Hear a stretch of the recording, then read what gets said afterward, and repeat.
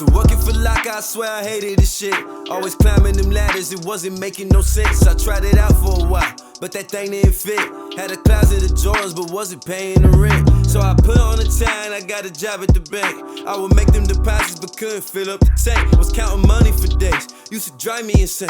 I was thinking about all the bills that I couldn't pay. So I left about that business and I started my own. I invested in myself and I worked hard on the low. I mean, I ain't do nothing else but write these bars in my home. And that's how I became a nigga with a marvelous flow. I mean, they'll probably change the narrative right after I blow. They'll probably say I joined the Illuminati selling my soul. I mean, I ain't go out and party, wasn't chasing no hoes. I train like a pro, and I heard it straight from Jehovah. I'm a man, not be hating when I blow up.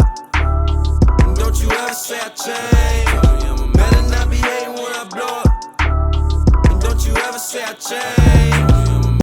Yo, what's up? My name is Hundo, and I am the best rapper in the San Fernando Valley, period. I grew up pretty much like everywhere. I was born in Atlanta, Georgia. I was raised by a single father who's from Pittsburgh, Pennsylvania. I lived there until I was from like 8 to 13. Then we moved like right outside of Chicago to Rockford. And after that, I lived in Mississippi for a year, and now I'm in Southern California. So I'm kind of all over the place.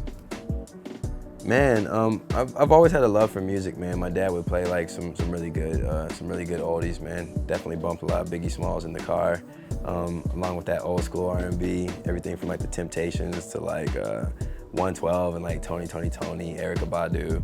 But I think I first touched music when I was about 14 years old. Like Fruity Loops was like all the rage at the time. Soulja Boy was just coming out. Crank that Soulja Boy, man. But it was a time, man, a lot of people were just starting to get into the music because you could make it at home.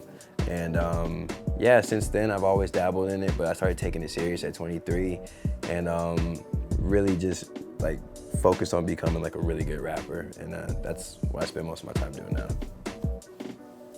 Yeah, man, we perform, we meaning me and the Potluck Band. We perform like at a ton of backyard shows all the time. In the Valley, Northridge, Van Nuys, Tahunga, Reseda, and yeah, and I think I'm also performing in West Hollywood tonight at the Peppermint Club, so that's cool. Yeah. Biggest influences, I have to say my favorite artist of all time is Lauryn Hill. I think The Miseducation of Lauryn Hill is like the greatest album ever made. There's definitely a lot of Kanye West in there. I grew up as a big Lupe Fiasco fan. I think he's probably one of the best rappers of all time. A lot of people don't know that, but he is. Kanye West, Drake, the Bee Gees, Prince. It's kind of all over the place, but yeah, it's a good mix.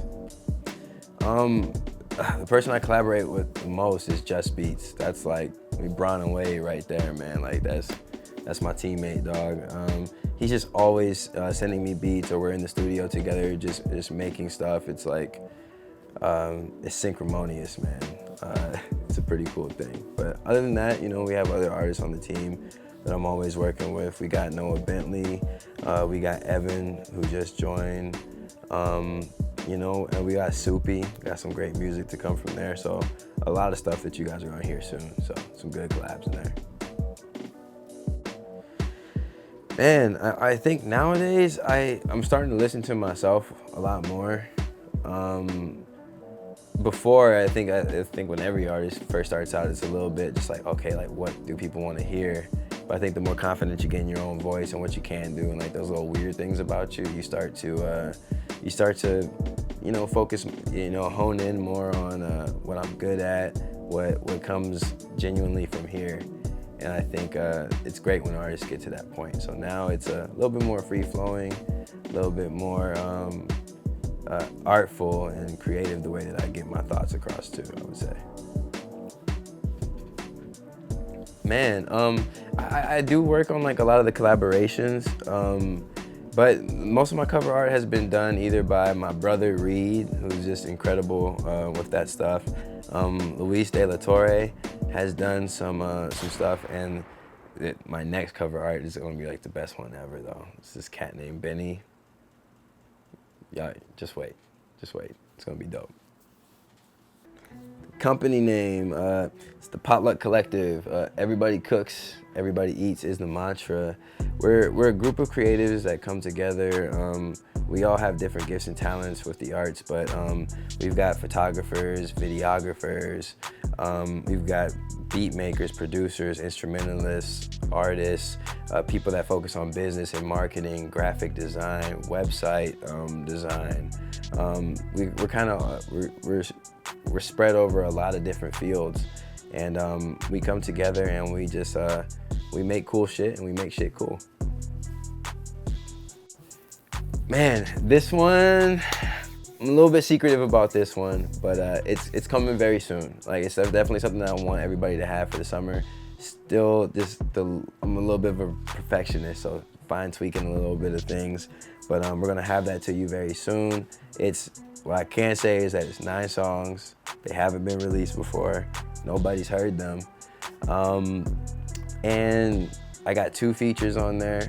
Noah Bentley and Evan is on there too.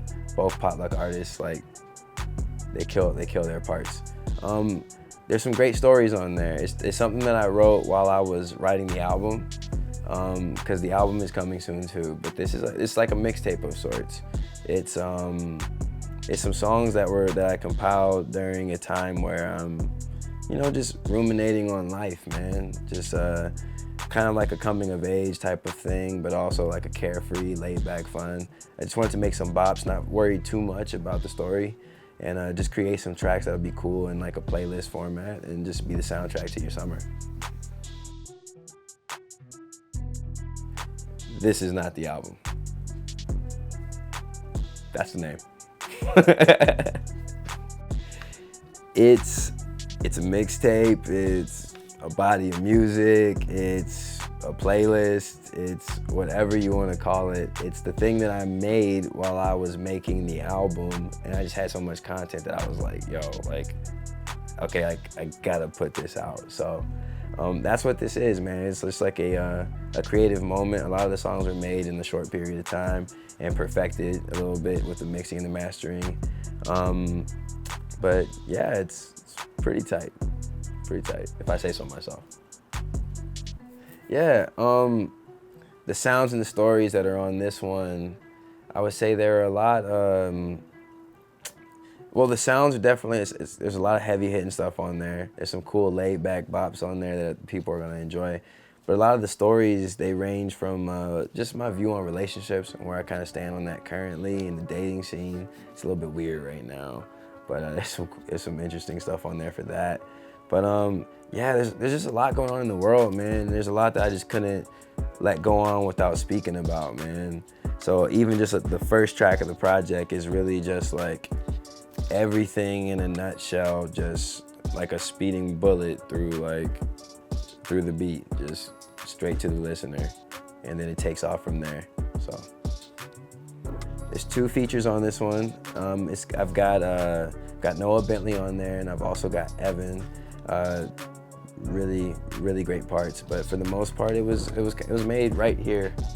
Justice hitting a lot of beats over, and I recorded it right here in my home studio. So it's got a little bit more of like an intimate feel, a little bit of a different texture than the album will have. A little bit less polished, but it's got a certain level of authenticity that I think people will be able to relate to.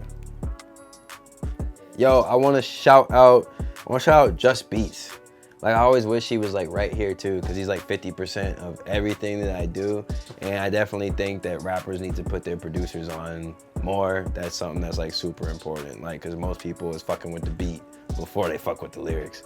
I also want to shout out Holly Jamili. She's working on the marketing team. Like, she's handling the marketing for my new project that y'all are gonna hear. And like, when y'all see like the rollout and all of that, y'all gonna be like, okay, like I get why it took so long. Like, it makes sense. I also want to shout out Marini McGuire. She's incredible. She's been working on the graphic design and the marketing for the team as well. She's a poet, and she's got a lot of incredible content. I want to shout out Eric de Guzman. Did I shout him out already? I don't think I did. I want to shout Eric de Guzman. He's also on the production team. Binky Mac. I want to shout out Binky Mac. That's Justin's pops. He mixed and mastered the project. He mixed and mastered Tend to So a lot of people don't talk about like the niggas that mix and master their project, but like that's also a very important part of like the overall sound and like it being good to your ears, because like nobody wants to listen to something that's like trash and the levels are all off and everything. But yeah, I want to shout out God. Niggas don't do that enough. Shout out God. Blessings like always, consistently. And my dad, my brother Reed, and yeah, I think that's my shout outs. Yo, just got done doing an interview with Innovative Youth. They are the illest in the game. Subscribe, follow. You're talking to Hundo on Instagram. It's at hundo.jpg, like JPG, not the other one. The album's coming soon. The mixtape is coming even sooner. Merch online. Yeah. Listen, potluck forever. Everybody cooks, everybody eats. Enjoy.